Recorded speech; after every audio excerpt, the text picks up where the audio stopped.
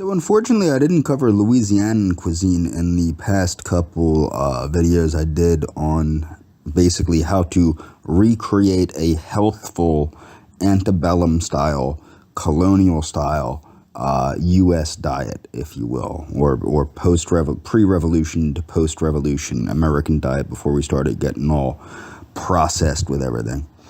So I'm going to do that now. So Louisiana Creole cuisine, because there's a difference between Creole and Cajun. Okay, so let's see, is a style of cooking originating in Louisiana, United States, which blends West African, French, Spanish, and Amerindian influences. So keep this in mind. Creole cuisine is a blend of West African, French, Spanish, and Amerindian influences. Okay. So Creole cuisine revolves around influences found in Louisiana from populations present there before its sale to the United States in the Louisiana Purchase.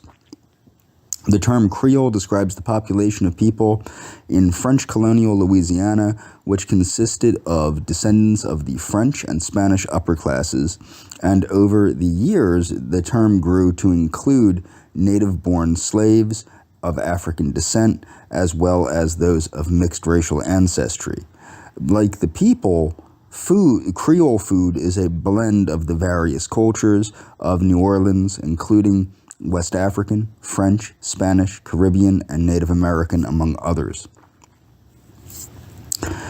The Pikayu Creole Cookbook has been described as an authentic and complete account of the Creole kitchen. It was published in 1900 during a time when former slaves and their descendants were moving north. Local newspapers warned that when the last of the race of Creole cooks left New Orleans, the secrets of the Louisiana kitchen would be lost. The recipes published in the cookbook were compiled by an unknown staffer at the Daily Pacayune, who said the recipes came directly from the old Creole mammies. Since its initial publication, it has been released in 16 subsequent editions with few alterations to the original recipes. Both Creole and Cajun cuisine draw from French cooking traditions adapted to Louisiana's resources. So keep this in mind. This is what makes American cuisine unique, is it's the adaptation to the environment and to the people that live in the Americas, in the continental United States in this case. But I will get into Latin American food because I consider that also to be American food, although it came about later. Okay, and I'll explain why I consider that American food when I cover it. So classic Creole dishes. Some of the appetizers are oysters, Bienville, oysters en brochette, oysters Rockefeller, shrimp remoulade. Okay, soups, bisque, gumbo, turtle soup. Main dishes, chicken Creole, Creole chicken fricassee, Creole baked chicken, crawfish étouffée, is how you say that, I believe. Grillades, jambalaya, mirliton, pompano, and papalito, whatever. Red rice and beans, or red beans and rice, I should say. Rice and gravy, shrimp bisque, shrimp Creole, smothered pork chops, trout à la mignonne, whatever. French is not my strong point. Red beans and dirty rice. Smothered green beans with sausage and potatoes. Desserts. Sugar first arrived in Louisiana from Santo Domingo in the mid-1700s. Sugar cane could be chewed plain, and it was not until 1795 that Etienne de Boré mastered the process of crystallizing sugar at his plantation, present-day Audubon Park in New Orleans. Sugar began to replace cotton as the local cash crop, and by 1840, the state was home to over 1,500 sugar mills, and by 1860, over 300,000 slaves worked in various aspects of sugar production. Slave labor was needed not only in the fields, but also supported agricultural activities and other skilled roles like carpentry and metalworking. Louisiana accounted for around 90% 90% of all national sugar production in the antebellum era. One of the tradition southern desserts of the antebellum era was Sally Lunn bread, made with butter and eggs. The bread had a texture similar to cake. During the Civil War, when some staple ingredients were unavailable, Southern cooks substituted corn flour, rice flour, or potatoes for wheat flour and honey for sugar. Creole cuisine is known for desserts like king cake, praline, and sweet dough bread. Regional desserts feature. Now, some of these, if you study voodoo and hoodoo, particularly Louisiana voodoo, you will notice some of these, because these are also prominent in the Catholic liturgical year, some of these are prominent as sacrifices to the Loas, like king cake. Regional desserts like king cake you would give to Dambala, who is one of the chief gods of voodoo. Regional desserts feature local fruits and nuts such as berries, figs, and pecans.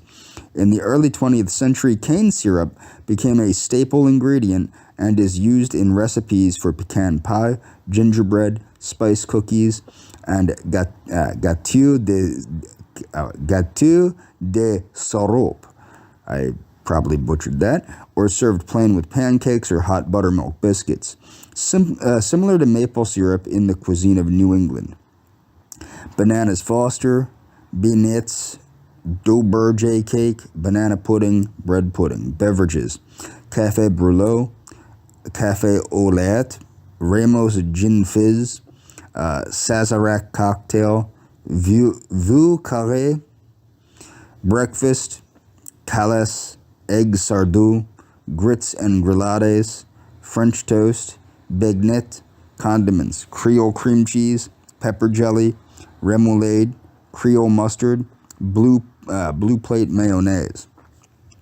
Creole cooking methods: barbecuing, similar to slow and low southern barbecue traditions but with Creole seasoning. Baking in direct and indirect dry heat in a furnace. If you buy Adele Davis's book, Let's Cook It Right, it goes over all these different methods of cooking, with the exception of barbecuing. But baking, direct and indirect heat in a furnace or oven, faster than smoking but slower than grilling. Grilling, direct heat on a shallow surface, fastest and of all variants. Subvariants include charbroiling, which is direct dry heat on a solid surface with wide raised ridges. Gridironing, direct dry heat on a solid or hollow surface with narrow raised ridges. Griddling, direct dry heat or moist heat along with the use of oils and butter on a flat surface. Braising, combining a direct dry heat charbroil grill or gridiron grill with a pot filled with broth or direct moist heat. Faster than smoking, but slower than regular grilling, and baking time starts fast, slows down, then speeds up again to finish. Boiling, as in boiling of crabs, crawfish, or shrimp in seasoning. Deep frying, smothering, cooking a vegetable or meat with low heat and small amounts of water or stock, similar to braising, étouffée, in a popular variant down with crawfish or shrimp. Pan broiling and pan frying. Injecting, using a large syringe-type setup to place seasoning deep inside large cuts of meat. This technique is much newer than the others on the list.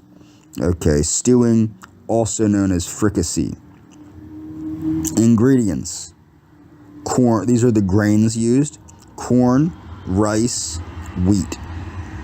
Fruits and vegetables: bell peppers, blackberries, cayenne peppers, celery, collard greens, cucumbers, figs, limes, lemons, merletines, also called chayotes or vegetable pears, muscadines, okra, onions, satsuma oranges, scallions, squash, strawberries, sweet potatoes, Tabasco pepper, tomatoes.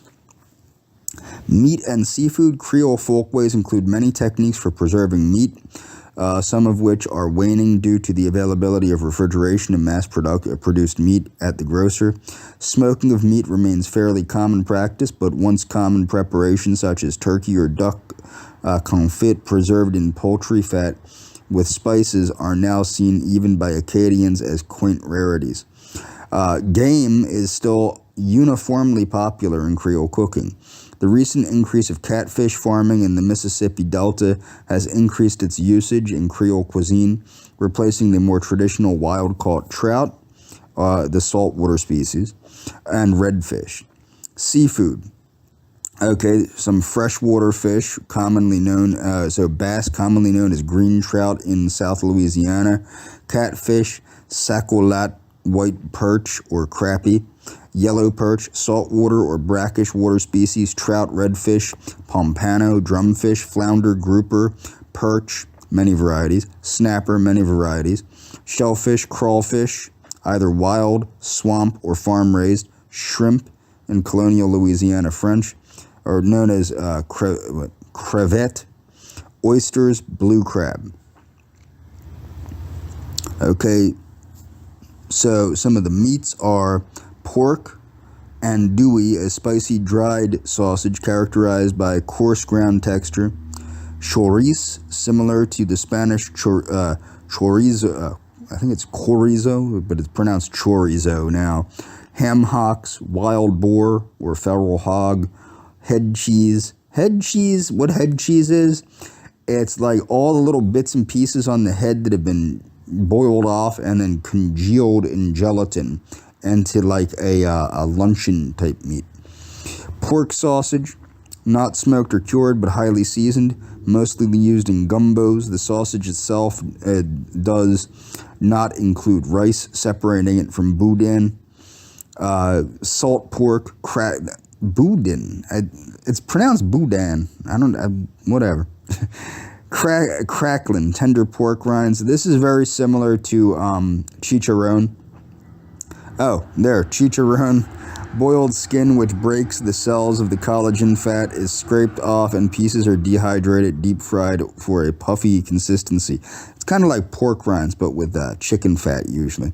Gratins, skins on pork belly. Oh no, I guess that would be with pork, so it's pork rinds. Skin on pork belly cured similarly to bacon for up to a week, cooked in its own fat. Beef and dairy. Though parts of the Louisiana where Creole cooking is found are well suited to cattle or dairy farming, beef is not often used in pre-processed or uniquely Creole form.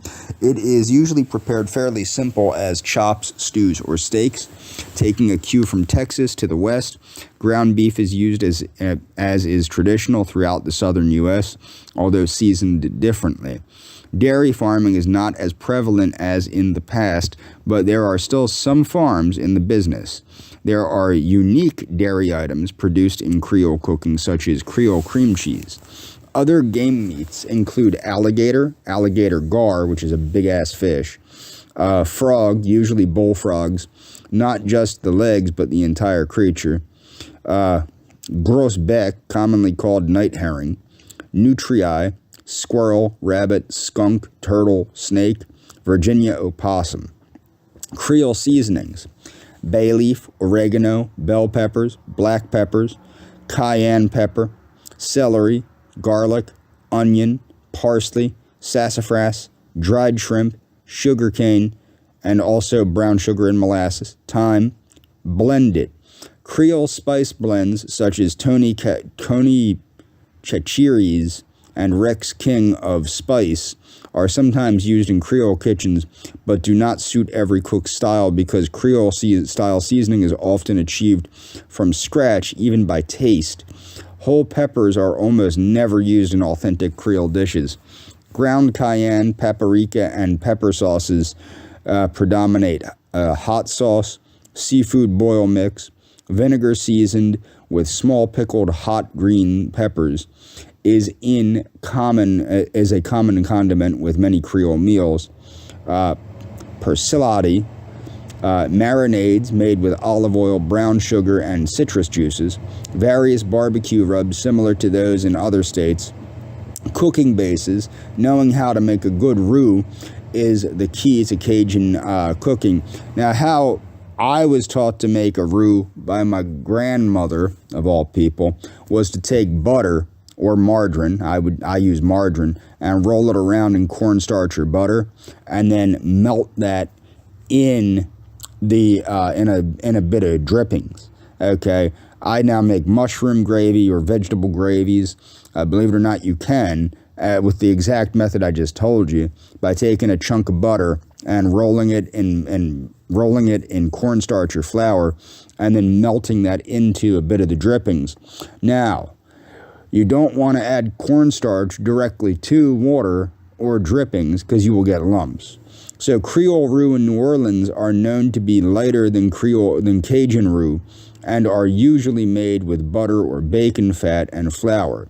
But certain Creole dishes use a dark roux. Dark roux are usually made with oil or bacon fat and flour. The scent of a good roux is so strong that it stays in clothes until they are washed. The scent is so widely recognized in Louisiana that others can tell if someone is making roux, and often infer that they're making gumbo. Okay, the secret to making a good gumbo is pairing the roux with the protein, similar to pairing the night wine and protein. So, how you pair a wine with the protein choice. Light roux. A light roux is well suited for seafood dishes because the roux will not overwhelm the subtle seafood flavors. A light-colored roux does not support the heavier meat flavor of meat-based gumbos. For a light roux, the flour is cooked to a light golden brown. Medium roux are the most versatile and probably the most common among Creole cuisine and of the New Orleans. Dark roux. A dark roux is, with its strong, dense, nutty flavor, will completely overpower a simple seafood gumbo, but is the perfect complement to a gumbo using chicken, sausage, crawfish, or alligator. Stocks. Creole stocks may be more heavily seasoned than continental counterparts, and the shellfish stock, sometimes made with shrimp and crawfish heads, is unique to Creole cuisine. Fish stock and court bouillon. Okay, so shellfish stock, chicken stock. Creole dishes. Gumbo. Okay, so gumbo, the dish, is a Louisiana version of the West African okra soups, which the dish gumbo is named for.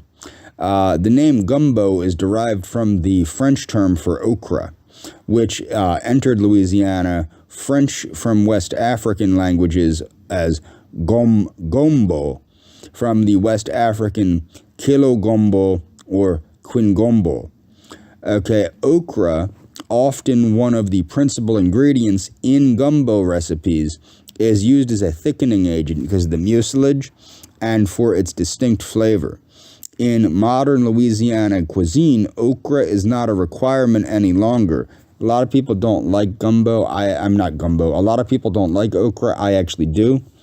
So gumbos can be made either with or without okra. Often gumbo that is not made with okra is made with a Louisiana spice called filet, made from ground sassafras leaves. Chicken gumbos are often made without okra and made with filet instead. Tradition holds that a seafood gumbo is more common in summer months when okra is plentiful, and a chicken or wild game gumbo is in winter months when hunting is common. However, in modern times, a variety of gumbo types have been commonplace year-round. Filet gumbo is thickened with dried sassafras leaves after the stew has finished cooking, a practice borrowed from the Choctaw Indians. The backbone of the gumbo roux, of which there are two variations mainly used, a medium roux or a dark roux, which is made of flour toasted in fat or oil, well browned. Jambalaya. The only certain thing that can be said about jambalaya is that it contains rice, some sort of meat, or seafood, and almost anything else.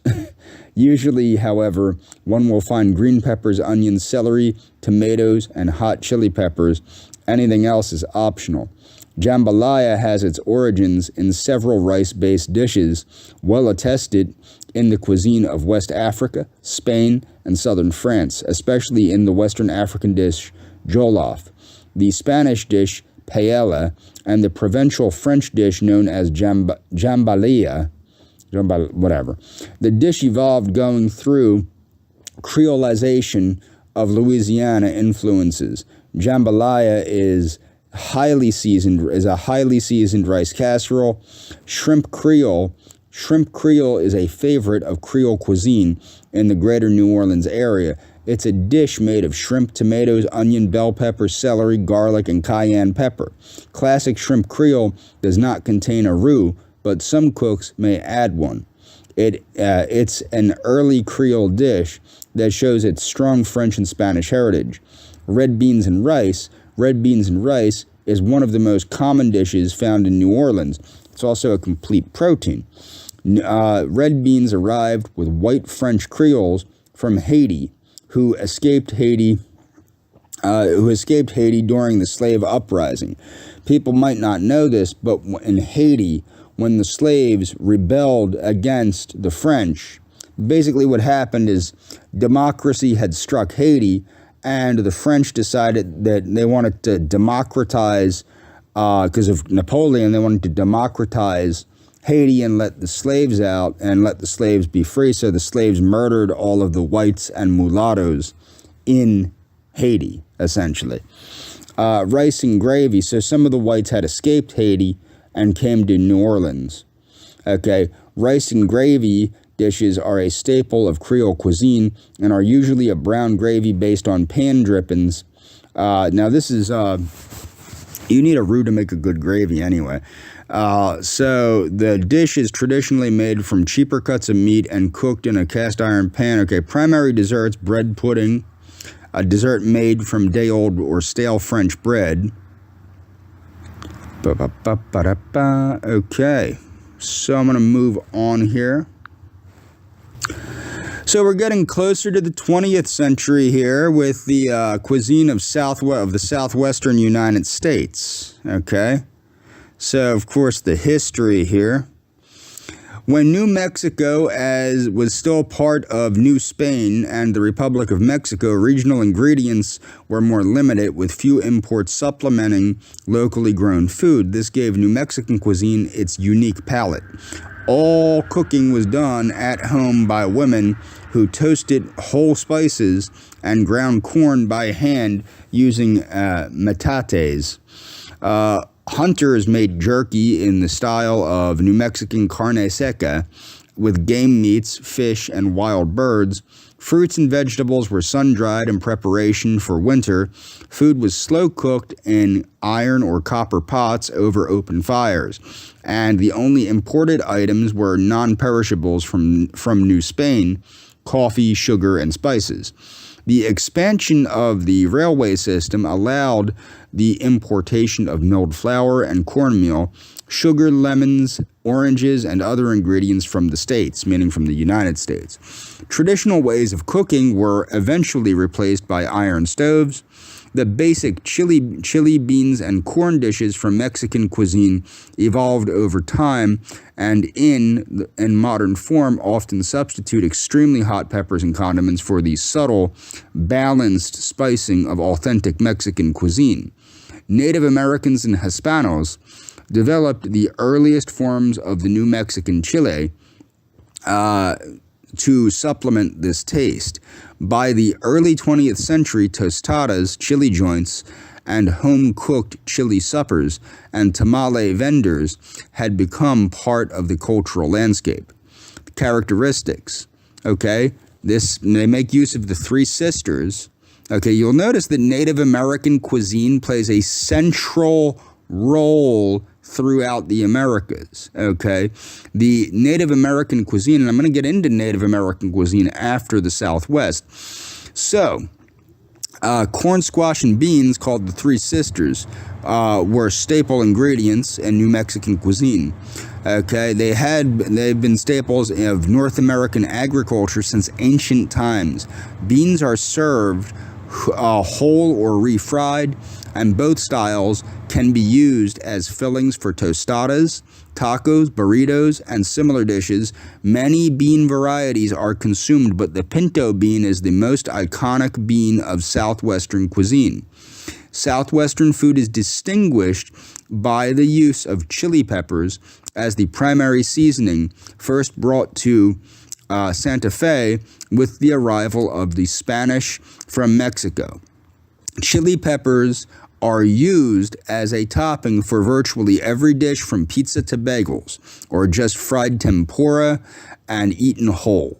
Most dishes, now remember, what's funny about tempura, people think tempura is Japanese, and it technically is, but it was brought to Japan by the Portuguese missionaries that brought Catholicism from Portugal to Japan. A lot of people don't know that. Most dishes, from burritos to scrambled eggs, are served with plentiful amounts of chili sauce. The states that this type of cuisine is in is Arizona. The cuisine of Arizona is influenced by its location and proximity to Mexico and reflects a blend of Hispanic, Native American, and pioneer culinary traditions. The Odaham people cultivated crops like maize and tepary beans around the Sonoran Desert area located at the base of the Tucson Mountains. Local dishes include raspado, huevos rancheros, and tamales. The Sonoran hot dog is an Arizona specialty, served with pinto beans, guacamole, jalapenos, and salsa. The layered with other Southwestern flavors. Tucson, Arizona became the first American city to receive designation of City of Gastronomy by the UN. Okay, UNESCO, the cultural heritage thing from the UN. Restaurants use local ingredients, many grown with heirloom seeds distributed by non-profit organizations like Native Seed Search. Salads and salsas are made with cholla cactus, gathered and dried at the San Xavier Indian Reservation. California. Santa Maria-style barbecue is a regional traditional cuisine rooted in the Santa Maria Valley in Santa Barbara County. On the central coast of California, it originated during the Mission era of California, when local rancheros and vaqueros would host Spanish-style feasts during spring. They barbecued meat over earthen pits filled with hot coals of local coastal live oak. Meals are often accommodated with pinquitos, small pink beans, that are considered endemic to the Santa Maria Valley. Colorado. The traditional cuisines of Colorado is similar to the cuisine of New Mexico, being influenced by its ties to the colonial Spanish, Mexican, Native American, and American chuck wagon. Emphasis on wild game such as bison, elk, trout, and Rocky Mountain oyster, which is the testicles of different animals. Let's see here. Furthermore, varietal differences between the heirloom crops of local Hispano populations in southern Colorado also exist, with the Garcia bolita beans as opposed to the New Mexican bolita and the New Mexico chili pepper from Hatch, New Mexico, as well as peppers from Pueblo, Colorado. Due to this, there exists a friendly rivalry between Colorado and New Mexico over who grows the best chili. The Pueblo chili tends to accompany itself to traditional dishes like that of the slopper and Coloradoan green chili. Nevada. The indigenous cuisine of Nevada is mainly New Mexican. as well as Utah-influenced Mormon foodways. And I'm going to get into Mormon foodways. That's important. I'm going to get into Mormon foodways and Seventh-day Adventist foodways, because these are very important foodways that have also influenced many of the regions, particularly of the Southwest and even Latin and like Central America, and even some South American areas because of the Mormon colonization of those regions. So these remain popular with Nevadans. New Mexican restaurants have success in the state. Take, for example, the Las Vegas Valley area with Carlitos Burritos. Oh, that's a hell of a name for a place. Some, like Carlitos Burritos, offer New Mexico green chili roasts in early autumn. This native food style is also greatly influenced by a myriad of buffets and global restaurants in the Las Vegas area, leading to a distinctive culinary scene. Other foods, such as Basque cuisine, also have a presence in the area. Okay, there are some California influences like pecan punch beverage, not often found outside of Nevada in modern times. New Mexico.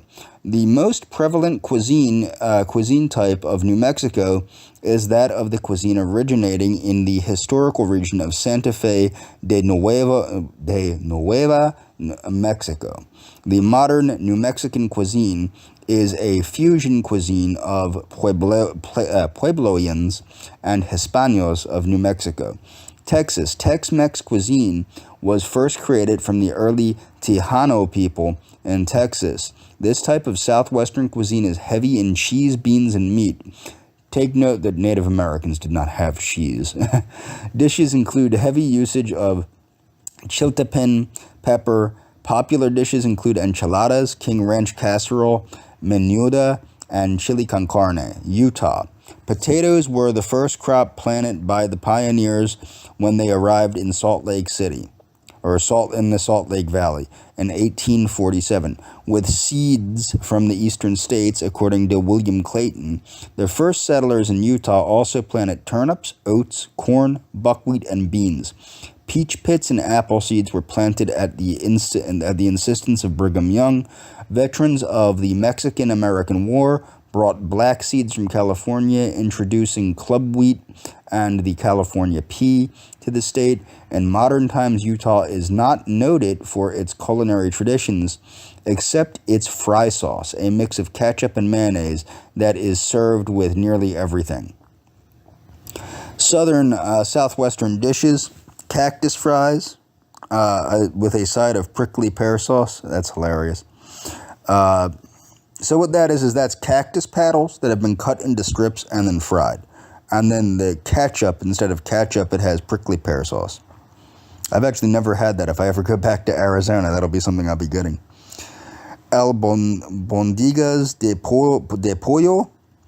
Wow. Okay. Arizona and California burrito, Arizona cheese crisp, burrito, cactus fries, chili con carne. Now, cactus fries actually are most likely very healthy. They're low carbohydrate because they're made from the cactus paddles, and they're very high in nutrients because they're made from the cactus paddles. And prickly pear sauce should be very high in antioxidants, so long as it's not sweetened to hell with sugar or something. Chili con carne, chili con queso. Of course, chili con carne means meat, and chili con queso means cheese. So that's pepper with meat or pepper with cheese. Chili relleno is another one that I believe that is with cheese also. Chimichanga, enchiladas, fajitas, flan, huevos rancheros. So that's beans ranch style. Jalapeno peppers, King Ranch chicken, menudo, nachos. Everybody knows what nachos are. New Mexico breakfast burrito, pozole, quesadilla, rice and beans, Rocky Mountain oysters, salsa, slopper, sopadillas, tacos, tamale pie, taquitos, tostados. Indigenous cuisine of the Americas, okay? So, indigenous cuisine of the Americas includes all cuisine and food practices of the indigenous peoples of the Americas. Contemporary native peoples retain a varied culture of traditional foods, along with the addition of some post-contact foods that have become customary and even iconic of present-day indigenous American social gatherings. For example, fry bread. Foods like cornbread, turkey, cranberry, blueberry, hominy, and mush have been adopted into the cuisine. Mush is corn, it's like corn porridge. Okay, background. In traditional tribal societies, the gathering of shellfish, wild plants, berries, and seeds is often done by women. Bison have traditionally been an important source of food for the Plains Indians in the area between the Mississippi River and the Rocky Mountains. Recipes were initially passed down through oral tradition, of course, because the only Native Americans that I know of that could write were the Mayan. Over a period of hundreds of years, some tribes migrated into different climate zones, so by the time European settlers recorded these recipes, the cuisine had probably adapted to use local ingredients. Some anthropologists propose that the southwestern eastern Pueblo, Hopi, and Zuni may have retained more of the original elements. It's because they were converted to being less native later. Indigenous cuisines. Country food in Canada refers to the traditional diets of the indigenous peoples in Canada. Okay, and I'm going to include some Canadian cuisine in this because Canadian cuisine has greatly influenced New England cuisine. In my opinion, Canada should just be part of New England. It should all be New England. The government of the Northwest Territories estimated blah, blah, blah. So let's see here. So we're going to go down to the types of food. Eastern Native American cuisine. The essential staple foods of the indigenous peoples of the eastern woodlands have traditionally been corn, also known as maize, beans, and squash, known as the Three Sisters. Because they were planted interdependently, the beans grew up the stalks of the corn while the squash spread out at the base of the three plants and provided protection and support for the roots. Maple syrup is another essential food staple of the eastern woodlands people. Tree sap is collected from the sugar maple during the beginning of springtime. Birch bark containers are used in the process of making maple syrup. Maple cakes, maple syrup and maple sugar and maple taffy. When the sap is boiled to a certain temperature, the different variations of maple food products are created. When the sap starts to thicken, it can be poured into the snow to make taffy. Since the first colonists of New England had to adapt their foods to local crops, so the first colonists had to adapt English foods to Native American ingredients, okay? This is where that uniqueness is coming in. You also have Metis people. Metis people are a hybrid of French and English with Native Americans of that region. Okay, so they had to create New England Algonquin cuisine, form a significant part of New England cuisine, with dishes such as cornbread, succotash, and johnny cakes, and ingredients such as corn, cranberries, and local species of clam still enjoyed in the region today. The Wabanaki tribal nations and other eastern woodlands people have made nut milk and infant formula made from nuts and cornmeal, while Cherokee Nation made canuchi soup from hickory nuts. Southeastern Native American cuisine. Culture, okay. From its origins, blah, blah, blah. From southeastern Native American culture came one of the main staples of the southern diet, corn, or maize. Either ground into meal or limed, so this is the process to remove the outer shell of the kernel, which was popular in Mexico, which is how you get corn flour, to make with an alkaline salt to make hominy, using a Native American technique known as nixtamalization. Corn is used to make all kinds of dishes, from the similar cornbread to grits, Though a less important staple, potatoes were also, now it's not a less important staple in South America. Okay, so potatoes were very popular. Most of these foods were originally cultivated in Peru and moved northward. So the Inca created a lot of these foods through domestic selection in the Andes Mountains, and then they found their way upward. But that was in ancient times. That was long before Europeans got here, or at least long before Europeans officially got here. So potatoes were also adopted from Native American cuisine and have been used in many ways similar to corn. Native Americans introduced the first non-Native American Southerners to many vegetables, still familiar on the Southern tables: squash, pumpkin, many types of beans, tomatoes, many types of peppers, and sassafras all came to the settlers via indigenous peoples. The Virginia Algonquin word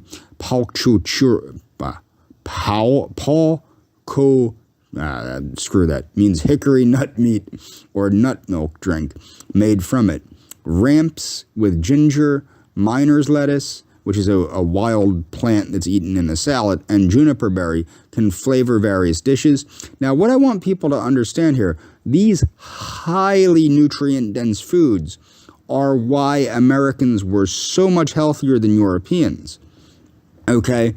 And the abundance of these foods and the ability to forage for these foods are why poor Americans were so much healthier than poor Europeans, or even wealthy Europeans. Many fruits are available in this region: muscadine grapes, blackberries, raspberries, and many other wild berries were part of the Southern Native Americans' diet. Okay, to a far greater degree than anyone realizes, several of the most important food dishes of the Southern Indians live on today in the soul food eaten by both black and white Southerners. Okay, so soul food contains a lot of Amerindian ingredients. Hominy, for example, is still eating. Sofki live on grits. Cornbread is used by Southern cooks. Indian fritters, variously called a hoe cake or Johnny cake, which is similar to a tortilla, but a lot of people give the credit of the hoe cake to black Americans when it comes from Native Americans. Peanut butter is a similar thing. Indians boiled cornbread is present in Southern cuisine as cornmeal dumplings. I've made them myself to put in soups and stews. They're pretty good. As hush puppies. Southerners cook their beans and field beans by boiling them, as did the Indians. Like the Indians, they cure their meat and smoke it over hickory coals. Southern Native Americans traditionally supplemented their diets with meats derived from the hunting of native game. Venison has always been, so it's a predominantly vegetable-based diet, supplemented with game. Venison has always been an important meat staple. Due to the abundance of white-tailed deer in the area, rabbits, squirrels, opossums, and raccoons are also common. Livestock adopted from Europeans in the form of hogs and cattle are also kept. Aside from the more commonly consumed parts of the animal, it is traditional to also eat organ meats, such as liver, brains, and intestines. This tradition remains today in hallmark dishes like chitterlings, commonly called chitlins, which are the fried large intestines of hogs, liver mush, a common dish in the Carolinas made from hog liver, and pork brains and eggs. The fat of the animals, particularly of hogs, is traditionally rendered and used for cooking and frying. Many of the early settlers were taught southeastern Native American cooking methods. So selected dishes: chitlins, usually made from the large intestine of a hog; cornbread; hominy, coarse ground corn used to make grits; hush puppy, small, savory, deep-fried round ball made from cornmeal-based batter; Indian fritter; canuchi soup made from ground hickory nuts; liver mush, pig liver, parts of pig heads, cornmeal, and spices; sufki, corn soup or drink sour; Great Plains native cuisine; indigenous people of the Great Plains and the Canadian prairies, or Plains Indians have historically relied heavily on the American bison as a staple food source. One traditional method of preparation is to cut the meat into thin slices and then dry it, either over a slow fire or in the hot sun, until it is hard and brittle. In this form, it can last for months, making it a main ingredient to be combined with other foods or eaten on its own. One such use, called pemmican, a concentrated mixture of fat and protein, and fruits such as cranberries, Saskatoon cherries, blueberries, cherries, choke cherries, and currants are sometimes added. Many parts of the bison were utilized and prepared in numerous ways, including boiled meat, tripe soup, perhaps thickened with brains, roasted intestines, jerked smoked meat, and raw kidneys. Liver and tongue sprinkled with gall or bile were eaten immediately after a kill. The animals that Great Plains Indians consumed, like bison, deer, and antelope, were grazing animals. Due to this, they were high in omega-3 fatty acids, an essential fatty acid that many diets lack. When asked to state traditional, now they don't have to, because we have things called canola oil, flax seeds, things like that. When asked to state traditional staple foods, a group of Plains elders identified prairie turnips, called Timsola or Tinpsilla in the Lakota language group, fruits, choke cherries, juneberries, plums, blueberries, cranberries, strawberries, buffalo berries, gooseberries, potatoes, squash, dried meats, venison, buffalo, jackrabbit, pheasant, and prairie chicken, as well as wild rice as being staple foods. We landed at the Watala village, 200 men of flatheads of 25 houses, 50 canoes built of straw. We were treated very kindly by them. They gave us round near the size of a hen's egg roasted, which they call a wapto, to eat, which they roasted in the embers until they became soft. William Clark, the Lewis and Clark expedition. Wapato has a number of varieties and is found growing in damp marsh area around ponds, lakes, rivers, and streams. The edible rhizomes were gathered and could be roasted in the embers of a fire or dried around the meal pressed into a cake, which served well as bread, as noted by Meriwether Lewis of the Lewis and Clark expedition. They are known today as broadleaf, arrowhead, duck root, or duck potato. Western indigenous cuisine of the Pacific Northwest. Now, I'm going to get into that when I get into the cuisine of the... Oh, I should have gotten to that already. Unless I did. I got to check into that. The Pacific Northwest... traditional diets include salmon and other... I did do it, that's right. Salmon and other fish, seafood, mushrooms, berries, and meats such as deer, duck, and rabbit. In contrast to Easterners, the Northwestern peoples are traditionally hunter-gatherers primarily, meaning they didn't grow anything. The generally mild climate led to the development of an economy based on year-round abundant food supplies rather than having to rely upon seasonal agriculture. In what is now California, acorns can be ground into a flour that has at times served as the principal foodstuff for about 75% of the population, and dried meats can be prepared during the dry season.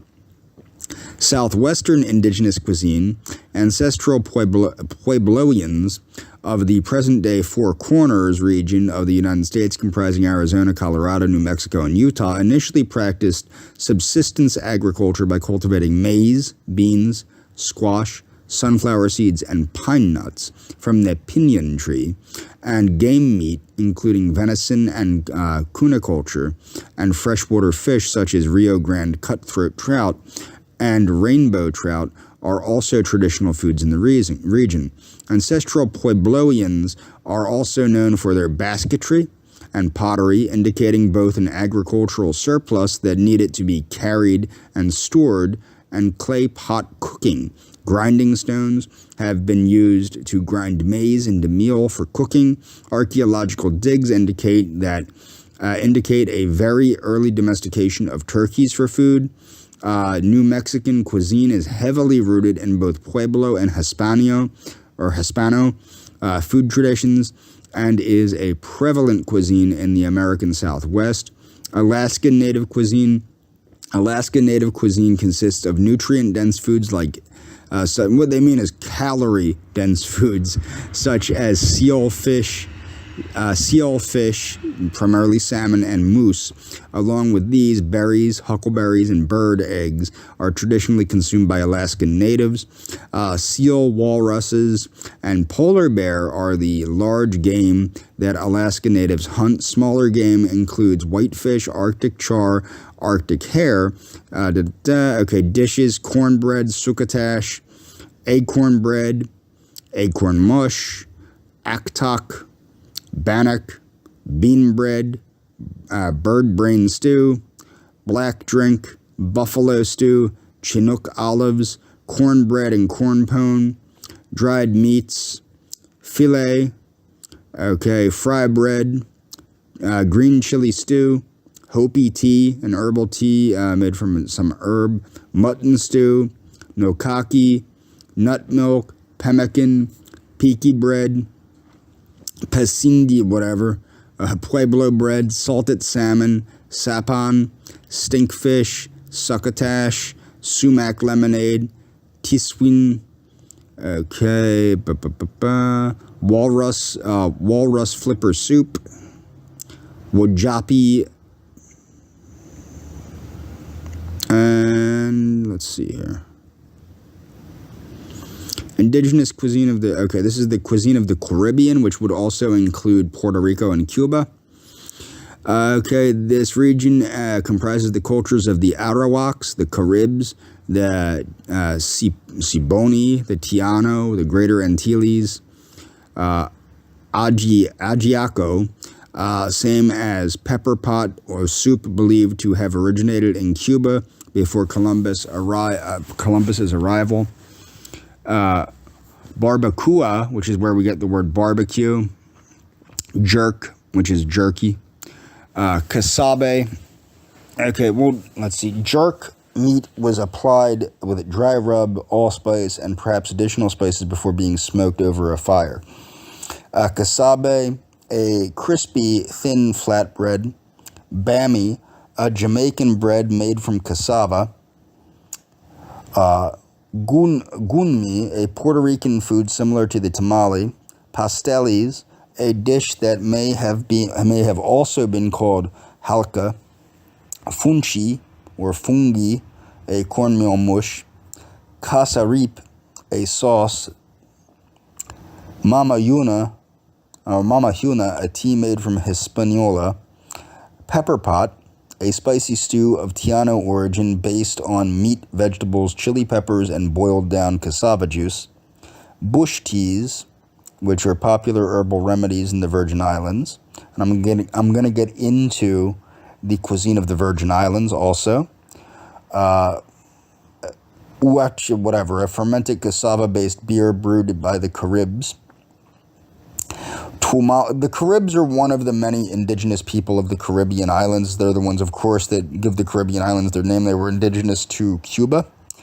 The Tianos were indigenous to, I believe, the Virgin Islands and Puerto Rico. Tumali, if I'm wrong, correct me in my comment section. A Carib sauce made from green liver meat of lobsters, chili pepper, and lime sauce. Indigenous cuisines of Mesoamerica. These will come in handy in the Southwest. Alegria, a candy made from puffed amaranth. And then, obviously, honey is applied to it. Balche, Mayan fermented honey drink. Champurrado, a chocolate drink. Chili, corn tortillas, guacamole, huarache, mezcal, mole. Pejegarto, pozole. Salsa, tacos, tamales, tapache. You'll notice this is in the Southwest too. Indigenous cuisine of South America. Guinea pig, because they're evil. No, I'm just joking. Ceviche, cheese-filled arepa, chipa. Grilled guinea pig is a native most of the Andes region. I do not recommend eating them. Guinea pigs are for petting, not consuming. Fried green tomatoes. Sareaca, a corn liquor. Clicha. Clicha morado, a Peruvian sweet unfermented drink made with purple corn. Oculata morada. Quinoa porridge. Chaaraki. Humitas. Locro. Mazamora morada, mate de coca, a Peruvian tea made from steeped coca leaves. So it's, what you get, that stuff from, that powder. Pachamanca, a stew in Huti, Papa a la Huini. The languages get crazier as you go further south. Other North American or other South American cultures. Angu, whatever. Okay, so these are different things. Okay, crops and ingredients. Cooking utensils are interesting. This is a matate and mano. I talked to a chick that, and actually, I highly encourage people. Now, I'm not going to give her channel out because I don't want people to start harassing her, but I talked to a Mexican girl that has a channel where she shows people how to cook Mexican foods. I've been an acquaintance of hers, an online acquaintance of hers for about 10 years now, and I talk to her occasionally, and I wanted her to make a video on the different Mexican culinary implements because they're very unique to Mexico, to Mexican cuisine. The Batan and Andean grinding slab, a clay griddle used by the Tiano, comal, pre-Columbian. Now, in Mexico, they still use these things. A matate, a stone grinding stone. You can follow this on your own. Now, this is what I wanted to get to. The russet potato. Maple syrup. Pumpkins. Acorns. Acorn, achira, achiote, anado, akuyu, agarita, agave nectar, allspice, amaranth, American chestnut, araza, American lotus, amole, aspen, avocado, Barbados cherry, beans, beargrass, beautyberry, beech nuts, birch bark, birch syrup, bitterroot, blackberries, blow wife seeds, that sounds interesting, blueberries, bodark seeds, bog rosemary, box elder. Box rosemary, poisonous, but leaves can be brewed into a tea. Interesting. I probably wouldn't try that. Buckeye, same rules apply to as acorn. Botilla, buffalo gourd, burr cucumber, cacao, which is chocolate, cactus, California poppy, camas root, canela winterana, cashew nuts, cassava, primarily South America, cattails, which is the root stalks. You can eat cattails like potatoes, believe it or not. Century plant, crowns and tuberous base, chia seed, chicle, chewing gum, chili peppers, cherimoya, chokeberry or choke cherries, chola or choya, coca, cow parsnip, cranberries, crowberry, culantro, currants, custard apple, dandelion, datil, devil's claw, dewberry, dropseed grasses, dwarf plantain, eastern red bud, eastern red columbine, elderberries, emery oak, apazote, feijoa, ferns, mostly fiddleheads, gelucias, goji or wolfberry, goldenberry, gooseberries, ground cherry, guarana, guava, hackberries, hawthorn berries, hazelnut, hebralucia, hickory nuts, hog peanut, holly, hops, horsemint. You can follow this on your own. As you can tell, there is a multitude of very lovely health promoting foods that one can eat. Of course, the tomatillo, the tomato, Texas persimmons. Okay, so you can see that there's a wild carrot, wild celery, wild cherries, wild grapes, wild honey. So there's a lot of different foods to eat. Of course, meat, antelopes, armadillo, badger, bear, beaver, bighorn sheep, bison, burro, camel, extinct in the Americas now, capybara, don't eat them either, they're adorable, cattle, chipmunk, they're adorable, I wouldn't eat them either, deer, dove, duck, elk, ants, geese, groundhog, grouse, guanaco, guinea pig, don't eat them, hog. Obviously, if I had my way, everybody would be following a plant-based diet. I'm just joking. Honey wasp. Said these are yellow jackets. These can be eaten. They were eaten in the southwestern United States to Argentina. Said that says a source of honey found from the southwestern United States to Argentina. But there are, if these are what I think they are, which are yellow jackets, Native Americans did eat them. Locust, manatee, mastodon, now extinct. Of course, mastodons are now extinct. Moose, mourning dove, mule, Muscovy duck, opossum, otter, passenger pigeon, pecaries, pheasant, porcupine, prairie dog, pronghorn, antelope, quail, rabbit, raccoon, sheep, skunk, sloth, stingless bee, squirrel, turkey, turtle. Okay, so that's going to be all for this video. Feel free to follow the links in the description, and I'm going to move on with another video in a little bit.